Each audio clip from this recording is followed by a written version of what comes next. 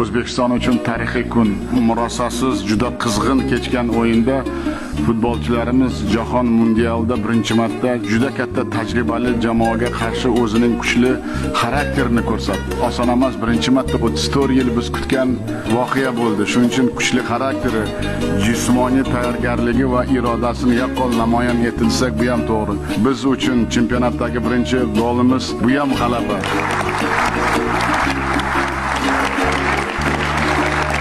Bir narsani aytmoqchimanki, biz vatanparvar va fidoyi yoshlarimiz bilan faxrlanamiz va ular hozirgi O'zbekistonda haqiqiy qahramonlari. Hali oldimizda juda ko'p imkoniyatlar borligini o'zlaring ko'rdilaring. Farzandlarim, qahramonlarim ko'p narsaga qodir ekanliklarini ham bildirdi. Shuning uchun faqat omad tilaymiz biz. Olg'a O'zbekiston.